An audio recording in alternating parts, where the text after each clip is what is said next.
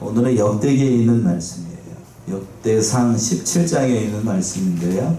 오늘 본문의 말씀을 보게 되면 하나님의 종이었던, 주의 종이었던 다윗이 언약의 말씀을 듣고 하나님 앞에 감사 기도했던 그 기도의 내용입니다.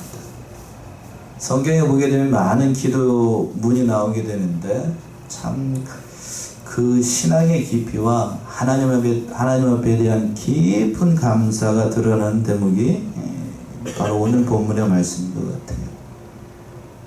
나단 선지자를 통하여서 하나님의 언약에 대해서 일명 다윗 언약이라고 하는 그 하나님의 언약의 말씀을 듣고 본문의 말씀에서 다윗이 기도하게 되는데, 즉 다윗은 하나님께서 자신에게 베풀어 주신 그 언약을 듣고 너무나도 감사하고 너무나도 기쁜 나머지 하나님 앞에 이렇게 진솔하게 기도를 하는 거예요.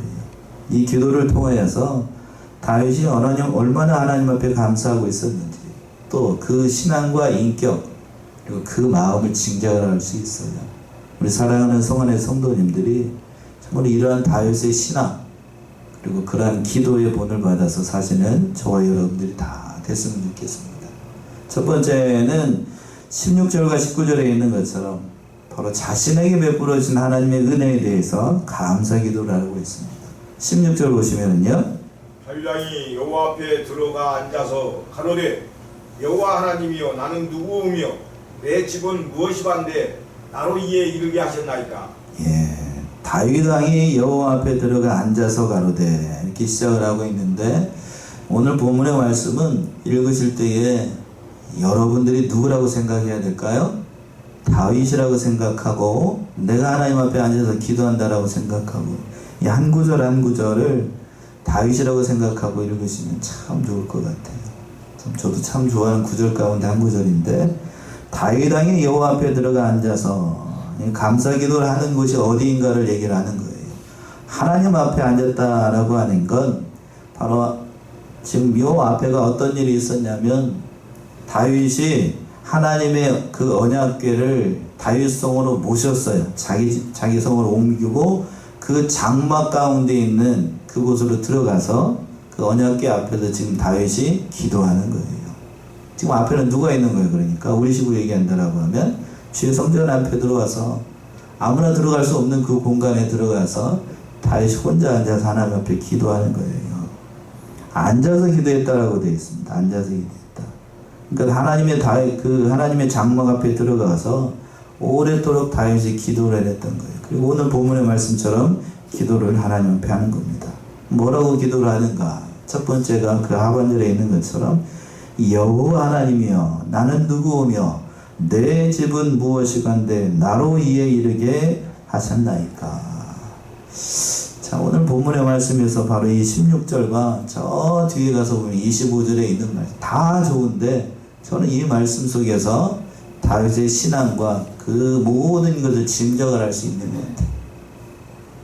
다시 한번 볼까요? 여호와 하나님이여 나는 누구오며 내 집은 무엇이간데 나로 이에 이르게 하셨나이까. 일개 목동에 불과했던 다윗을 지금 왕으로 삼아가지고 그 모든 은혜를 베풀어 주신 그 하나님의 은혜를 생각하니까 참으로 감사한 것 뿐인 거예요. 그 하나님 앞에 기도하는 겁니다. 하나님의 은혜가 아니면 자기가 여기까지 올 수 없었다는 것을 알고 하나님 앞에 진솔하게 자신의 마음을 다 얘기를 하는 거예요. 나는 누구오며 내 집이 무엇이간데. 자신의 정체성에 대해서 다윗이 제대로 깨달은 거예요.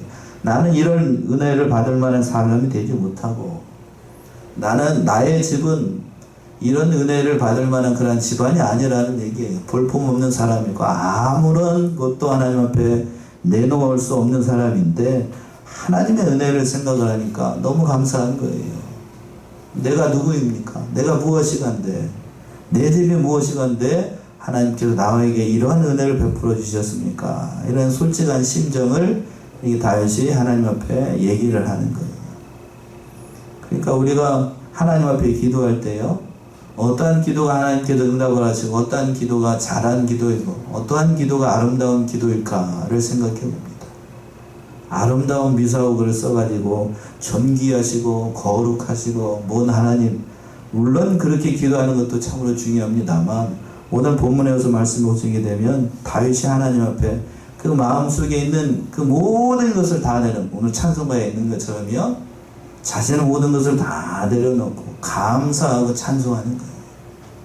바로 다윗의 마음이 잘 느껴지는 거예요. 그래서 오늘 본문의 말씀 16절에 있는 말씀이 참 다윗의 그 겸손과 신앙과 그 하나님을 대하는 면이 너무나도 잘 나타나요. 다시 한번 읽어보세요. 문집사님 16절. 다윗 왕이 여호와 앞에 들어가 앉아서 가로되 여호와 하나님이여 나는 누구오며 내 집은 무엇이간데 나로 이에 이르게 하셨나이까. 예, 이 한마디 뭐 고백이에요. 여호와 하나님이여 나는 누구오며 내 집은 무엇이간데 나로 이에 이르게 하셨나이까. 이 한마디 기도 속에서 다윗이 그 하나님을 만났을 때 하나님께서 다윗을 만났을 때 그랬죠. 그렇게 고백을 했습니다. 내가 이새의 아들 다윗을 만나니 내 마음이 어떠한 자로다? 합한 자라고 평가를 했는데 하나님께서 바로 이러한 것들을 이 말씀을 보시고 이러한 것들을 보시고 다윗의 신앙을 다윗의 마음을 이해를 할 수가 있는 거예요. 우리 사랑하는 성안의 성도님들도 하나님을 대할 때 바로 이러한 자세로 하나님을 대해야 됩니다. 참으로 깊은 신앙의 자세를 우리가 알 수 있어요. 또 17절 보시면 17절 하나님이여 주께서 이것을 오히려 작게 여기시고 또 종의 집에 대하여 먼 장래까지 말씀하셨사오니 여호와 하나님이여 나를 존귀한 자같이 여기셨나이다. 예, 하나님이여 주께서 이것을 오히려 작게 여기시고 이거는 그 얘기예요. 목동 출신이었던 자신을 왕으로 세워 주시고 비천한 집안의 사람을 왕가로 만들어 주신 그 은혜만으로도 과분한 것인데 그런데 그걸 별이고 아닌 것처럼 생각을 하시고 더 큰 말씀, 더 큰 미래에까지 하나님께서 말씀해 주신 것을 보고 이 다윗이 감사 감격하는 겁니다. 왕으로 삼아준 것만 해도 감사한 건데 장차 뒤에 가서 보기엔 더 잘 나옵니다만 말할 수 없는 은혜의 말씀으로 자신에게 해주신 그 모든 것을 보니까 너무 감사한 거예요. 오히려 작게 여기셨다라고 말씀하고 있습니다. 그 하반절에서 그랬죠. 또 종의 집에 대하여 먼 장래까지 말씀하셨습니다. 그러니까 다윗이 지금 현재 베풀어진 그 은혜에 대해서 감사하고 있지만 바로 자신의 후손까지 그 언약을 성취해 줄 것을 말씀하신 그 하나님의 은혜가 너무 감사했던 거예요. 그러면서 뭐라고 얘기를 하냐면 하반절에 여호와 하나님이여 나를 어떠한 자같이 여겨줬다고요? 존귀한 자같이 여겨주셨습니다.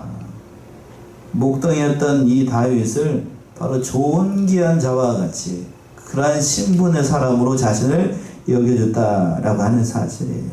여기서 존귀한 자라고 하는 건 그 아브라함을 비롯한 믿음의 조상과 같은 그러한 사람으로 여겨주셨다는 얘기예요. 존귀한 자. 그러니까 하나님 앞에서는 하나님을 믿는 하나님의 백성들이 다 어떠한 자라고 여기시는가 하면 나를 어떠한 자라고 여겨주신다고요? 비천한 자? 존귀한 자. 예수를 믿는 사람들은 하나님 앞에서 봤을 때에 존귀한 자예요. 존귀한 자녀. 바로 그러한 사람으로 여겨주신 것에 대해서 다윗이 지금 감사하고 있습니다. 그 은혜를 받으니까요. 또 18절 보시면 18절. 주께서 주의 종에게 베푸신 존귀에 대하여 다윗이 다시 무슨 말씀을 하오리까? 주께서는 주의 종을 아시나이다. 예. 주께서 주의 종에게 베푸신 존귀에 대하여 다윗이 무슨 말을 하오리까? 존귀라고 하는 건 앞에서 얘기했던 그 존귀를 하는 거예요.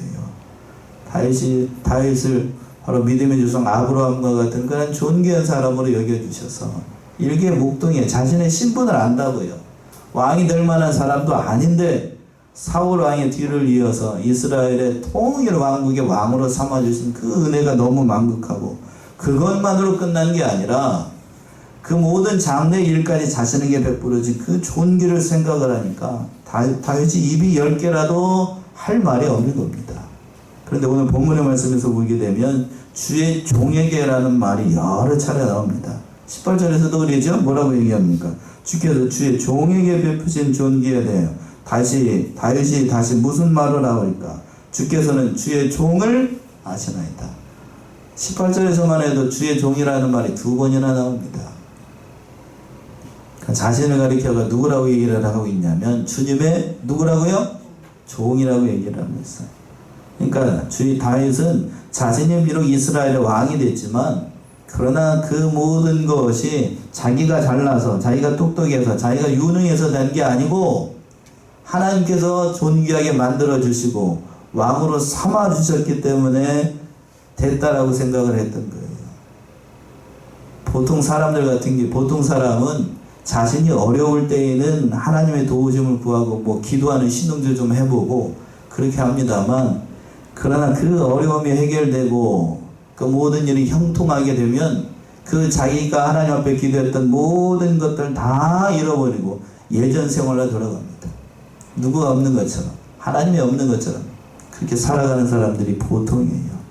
그런데 오늘 본문의 말씀에서 보시게 되면 다윗은 이 세상에서 자신의 위치가 누구인지를 바로 알았고 자기가 위치가 어떤 사람인 줄 알았고 하나님 앞에서 자신을 겸손히 내려놓고 기도하고 있는 이 모습을 봤을 때에 참으로 겸손한 신앙의 사람이다 라는 사실을 우리가 알 수 있어요. 이와 같은 다윗의 모습은 당시 그 모든 사람들에게, 그리고 오늘날 우리 성도들에게 어떠한 자세로 하나님을 대해야 되는가를 잘 교훈하는 거예요. 현대 사람들이 그렇습니다. 현대 그리스도인들이 좀 잘나고 유능하고 똑똑할 때는 하나님 멀리 떠났다, 교만해졌다가 그렇게 할 때가 많아. 오늘 기도도 그렇게 했습니다만 우리 하루, 인생의 하루하루를 보게 되면 하나님 없이 살아갈 때가 너무 많아요. 그런가요? 자신이 유능하고 똑똑한 줄로 생각을 하는데 오늘 본문의 말씀을 보게 되면 다윗은 그런 자세로 하나님 앞에 기도하고 있지 않아요. 나는 주님의 종입니다. 자신을 낮추고 모든 것을 하나님의 은혜로 생각을 했던 거예요. 그러면서 그 하반절에서 얘기하기를 다윗이 다시 무슨 말씀을 하오리까? 은혜를 생각하니까 입이 10개라도 무슨 말로 하나님 앞에 은혜에 감사해야 될지를 알 수가 없었던 거예요. 무슨 말을 하겠습니까? 제가 하나님 앞에서 무슨 말로 하나님의 은혜에 감사해야 되겠습니까? 그러면서 얘기하기를 주께서는 주의 종을 아시나이다. 누구를 안다고요? 주의 종을 아십니다.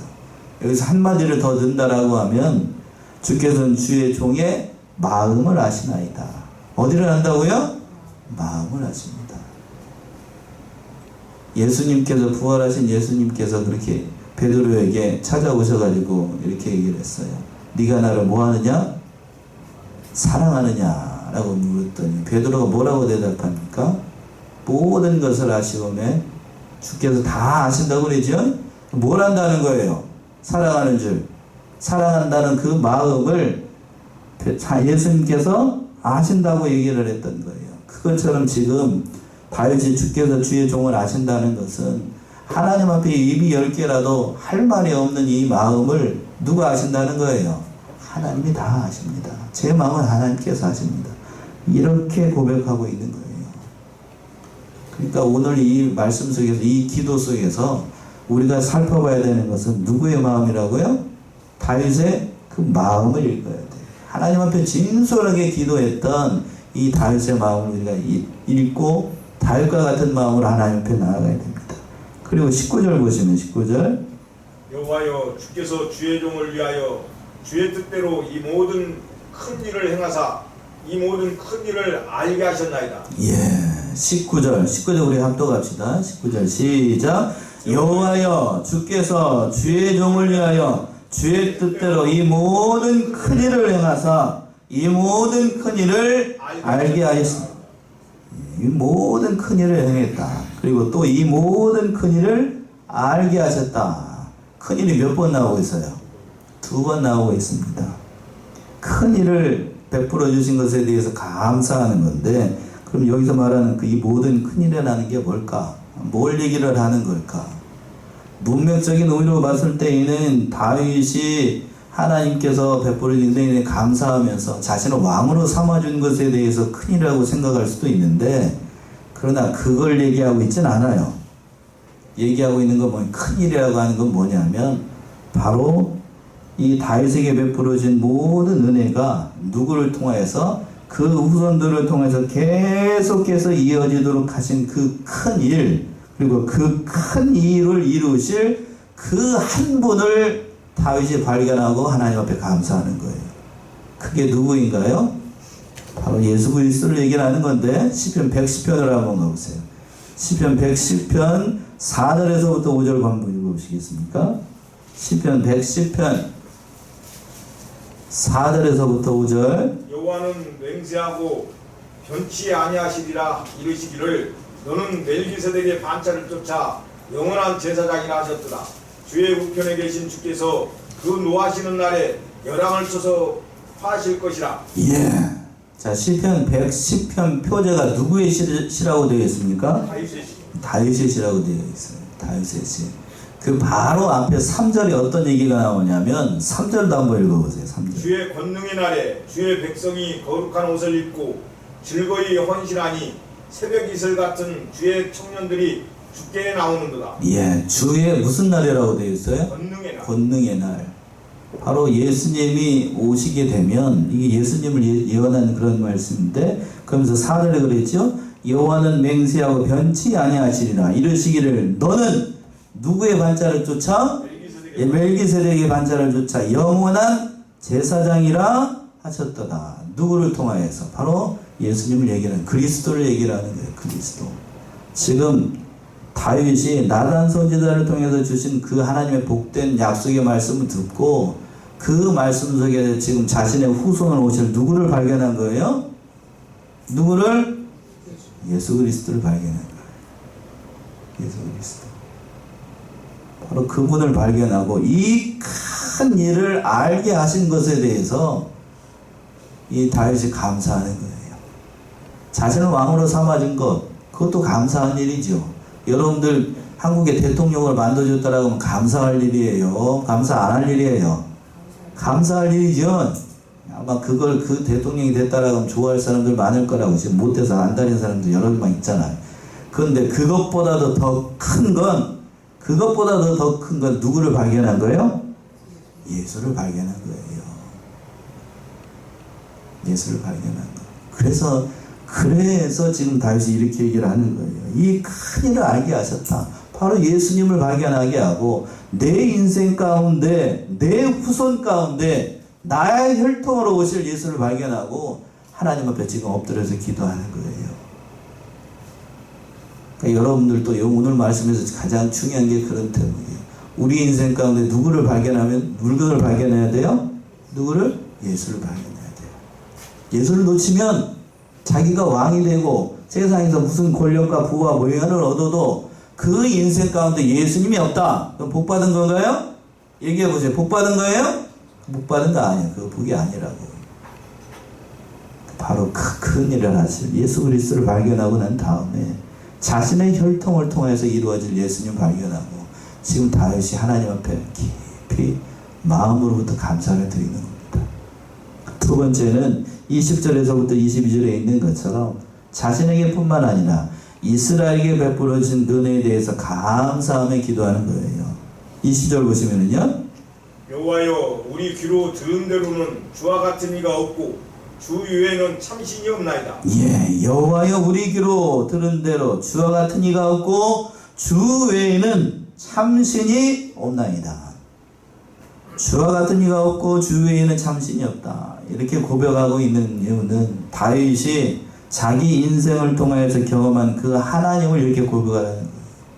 다윗의 인생을 살펴보게 되면 지금 왕이 되기까지 하나님의 인도하심이 없었으면 그 왕이 될 수도 없었을 뿐만 아니라 자기가 직접 경험을 해보니까 하나님과 같은 분이 없어요. 조그마한 어린 아이에 불과했던, 일개 목동에 불과했던 그 골리앗을 쓰러뜨렸을 때의 다윗의 나이가 보통 15살, 15에서 16 이렇게 얘기합니다. 몇 살이요? 15에서 16. 왜 그렇게 짐작을 하냐면 이스라엘 나라는 그 만 20세 이상이 되게 하면 어디로 가야 됩니까? 군대를 가야 돼요. 군대. 만 20세. 그보다 더 어렸을 것 같은데, 그러니까 그 다윗이 군인으로 끌려가지 않았다는 얘기는 몇 살 이하라는 얘기예요.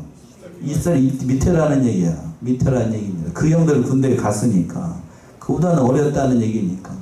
그 어린 소년이 우진이보다 조금 나이가 조금 더 많은 거예요. 물맷돌 몇 개 들고 5개를 들고 3m가 2m가 뭐 3m 가까이 된다고 그러는데 그 골리앗하고 싸우기 위해서 물맷돌 5개를 들고 투구도 안 쓰고 갑옷도 안 입고 칼도 안 차고 그렇게 나아가는 거예요. 그러고 난 다음에 누가 봐도 세상적 관점으로 봤을 땐 다윗이 이겨요, 골리앗이 이겨요? 골리앗이 이기죠. 그런데 하나님께서 누가 이기도록 역사를 하시냐면 다윗이 이기도록 하십니다. 물론 그 과정에 하나님께서 다 다윗을 연단을 하셨죠. 물맷돌 5개도 필요 없었어요. 몇 개로요? 1개로 그냥 팍 하고 던졌더니 정수리에 그냥 정통으로 맞습니다. 여기에. 그래서 그 한 방에 쓰러져요. 한 방에. 그렇게 해서 이스라엘을 영웅으로 만들고 난 다음에 한참 뒤에 이스라엘의 남쪽 유다의 왕으로 만드시고 그리고 7년 반이 되고 난 다음에 이스라엘 왕으로 삼으셨다. 그 지나간 모든 것을 다 생각을 해보니까 하나님과 같은 분이 없어요. 그러니까 이렇게 고백을 하는 거예요. 그리고 또 21절 보시면 21절.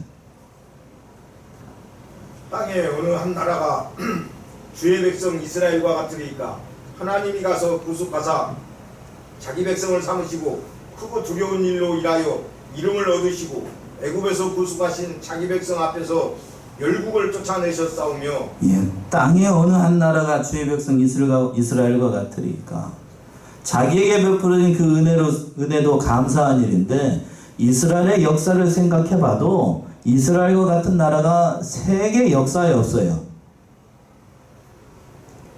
외국에 포로로 잡혀갔다가 애굽에 포로로 잡혀갔다가 400년 만에 출애굽을 해가지고 가나안 땅에 들어가고 그런 일들을 직접 경험한 민족이 세계 역사에 없다니까요. 세계 역사에 없어요. 그렇게 경험한 나라가 없어요. 그리고 또 하나님께서 친히 가셨어요. 친히 가셔가지고 모든 일들을 다 행해 나가시고 자기 백성으로 삼아진 그 하나님의 은혜를 생각하니까 다윗이 너무 감사한 거예요. 이스라엘에게 이러한 은혜를 베풀어 주시고 또 하나님의 백성으로 삼아주신 그 은혜를 생각하니까 너무 감사한 겁니다. 그리고 마지막 22절 보시면 22절. 주께서 주의 백성 이스라엘로 영원히 주의 백성을 삼으셨사오니 여호와여 주께서 저희 하나님이 되셨나이다. 22절 보시면 주께서 주의 백성 이스라엘로 영원히 주의 백성을 삼으셨사오니 여호와여 주께서 저희 뭐가 되셨다고요? 하나님이 되셨다. 여호와가 우리의 하나님이 됐다. 이스라엘의 하나님이 되셨다는 사실이 너무 감사했던 겁니다. 주께서 주의 백성 이스라엘을 영원히 주의 백성으로 삼아주시고 그 인생 가운데 함께 하셔서 하나님이 되어주셨다는 사실이 너무 감사한 거예요. 제가 엊그저께 지난 7월 6일 날 저희 고향에 있는 제가 어렸을 때 다녔던 그 구세군 교회인데요. 복흥 영문이라고 합니다. 그 교회에 이제 초청을 받아가지고 갔었는데 예배를 같이 드렸는데 100주년이었어요. 100주년. 1924년에 교회를 개원을 해가지고 개교를 해가지고 뭐라고 얘기를 해야 돼요. 교회를 설립을 하고 난 다음에 몇 차례에 걸쳐서 증축을 하고 개축을 하고 해가지고 100주년 행사를 했습니다. 그러니까 제가 왜 이 얘기를 하냐면 저희 조그마한 그 마을입니다만 그 동네에 원불교가 들어오지 않고 불당이 들어오지 않고 천주교가 들어오지 않고 뭐가 들어왔다는 거? 교회가 들어왔다는 거. 얼마나 감사한 일이에요. 그것도 10년 전이 아니라 몇 년 전에? 100년 전에. 1924년이면 언제예요? 일제시대입니다. 일제시대 때. 그것도 그 전라북도에서도 몇 번째 되지 않아요. 다른 데 지역에 1909세군이 없었던 때입니다. 교회가 없었던 때예요. 그때에 그 산골짜기에 칠보산 밑에 아실지 모르겠습니다. 그 밑에 저희 그 어머니 반 옆에 저희처럼 이렇게 반 옆에 밭이 있거든요. 그 반 옆에 뚝 하나 건너서 거기에 교회가 생겼어요. 그래서 제가 어렸을 때부터 초등학교 들어가기 전부터 그 교회에 출석을 해서 주일학교를 다녔던 기억이 있는데 아직도 기억이 새록새록해요. 하나님의 은혜였죠. 하나님의 은혜.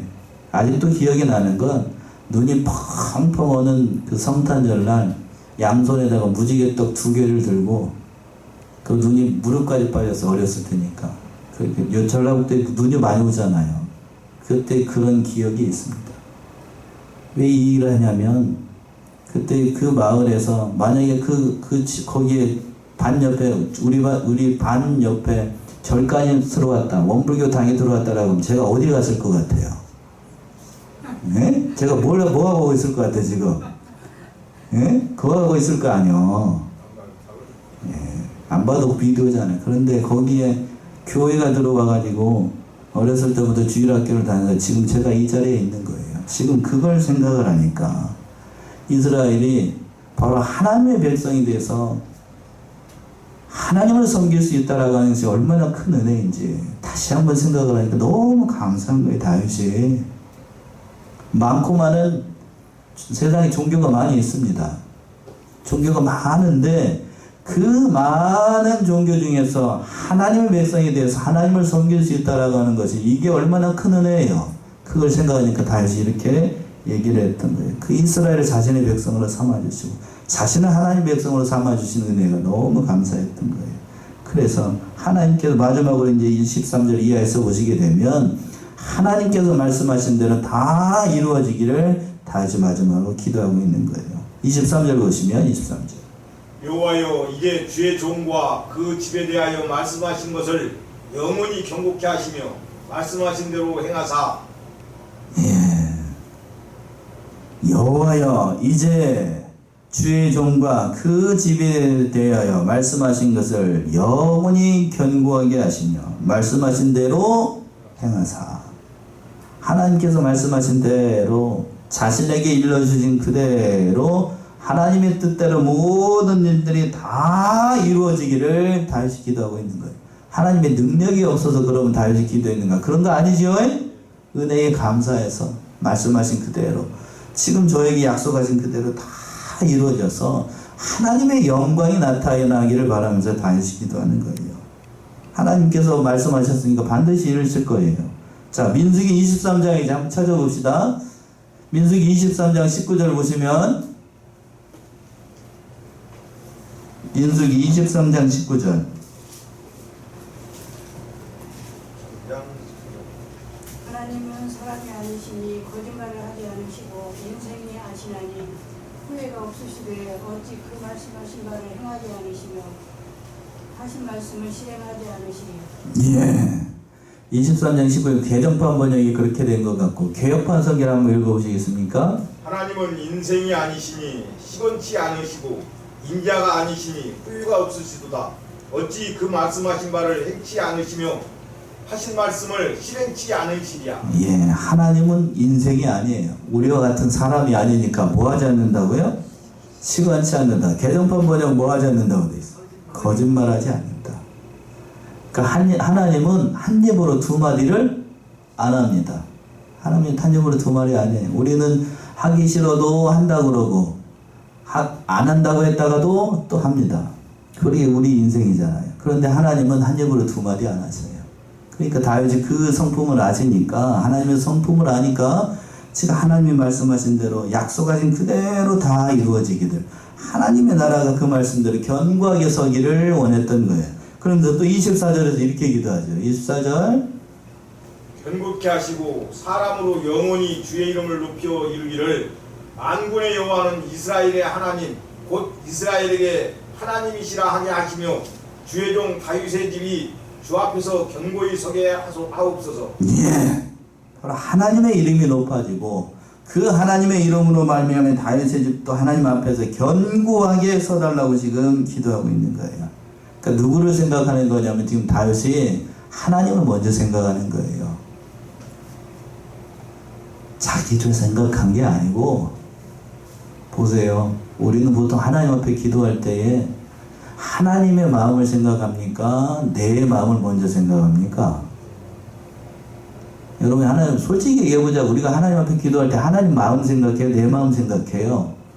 내 마음 먼저 생각합니다. 내가 마음이 아픕니다. 내가 우울합니다. 내가 안 됩니다. 이렇게 기도하지, 하나님의 나라가 잘 되고 하나님의 나라가 굳건히 서고 하나님께서 말씀하신 대로 이루어지기를 기도하는 거, 그런 사람 제가 본 적이 없어요, 이제까지. 근데 오늘 본문의 말씀을 보게 되면 다윗은 그런 걸 간구하는 게 아니에요. 사람이 간구하는 것처럼 그걸 간구하고 있지 않아요. 왜 다윗이 하나님 앞에 합한 사람이었는가? 먼저 누구를 생각한다고요? 하나님의 나라, 하나님의 모든 말씀이 다 이루어지기를 구했어요. 이게 하나님 앞에서 합한 다윗의 모험이에요. 제가 오늘 이 말씀을 생각하면서 우리의 기도가 정말로 이와 같이 해야 되지 않을까, 그런 생각이 들었어요. 또 25절 보시면, 25절, 나의 하나님이여 주께서 종을 위하여 집을 세우실 것을 이미 듣게 하셨으므로 주의 종이 주 앞에서 이 기도로 구할 마음이 생겼나이다. 자, 25절 우리 합독합시다. 25절. 자, 시작. 나의 하나님이여 주께서 종을 위하여 집을 세우실 것을 이미 듣게 하셨으므로 주의 종이 주 앞에서 이 기도로 구할 마음이 생겼나이다. 이와 똑같은 본문의 말씀이 사무엘 하에도 있어요. 그런데 굳이 제가 이 말씀을 하는 이유는 25절의 이 말씀이 너무 좋아서 그래요.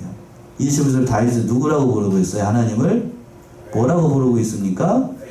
나의 하나님이요. 누구의 하나님이요? 나의 하나님이요. 성경에서 보시게 되면 하나님을 나의 하나님이요 라고 부르는 사람이 몇이 안 돼요. 누가 그렇게 부르려냐면 모세가 그렇게 불렀고, 그리고 오늘 본문의 말씀에서 등장하고 있는 누구요? 다윗이 그랬어요. 다윗이. 그러니까 이 말씀 속에서, 이 기도 속에서 보시면 다윗이 얼마나 하나님을 가까이 모시려고 했는가, 얼마나 하나님을 의지했는가, 얼마나 하나님을 간절히 찾았는가, 이걸 알 수가 있어요. 우리 사랑하는 성안의 성도님도 또 하나님을 누구의 하나님으로? 나의 하나님으로 얘기하셔요. 아멘이십니까? 엄마의 하나님, 아빠의 하나님, 멀리 있는 목사님의 하나님, 이렇게 얘기하지 말고 누구의 하나님으로? 나의 하나님으로 고백해야 돼. 나의 하나님.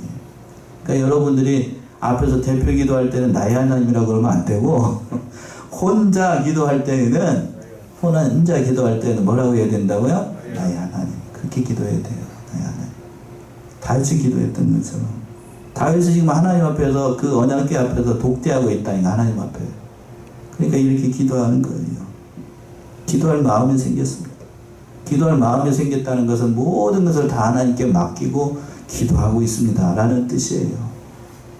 그리고 마지막으로 간구하기 26절 27절, 여호와여 오직 주는 하나님이시라. 주께서 이 좋은 것으로 주의 종에게 허락하시고 이제 주께서 종의 집에 복을 주사 주 앞에 영원히 두시기를 기뻐하시나이다. 여호와여 주께서 복을 주셨사오니 이 복을 영원히 누리리다 하니라. 예.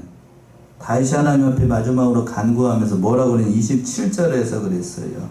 여호와여 주께서 복을 주셨사오니 이 복을 언제까지 누린다고요? 영원히 누리리다. 영원히 누리겠습니다.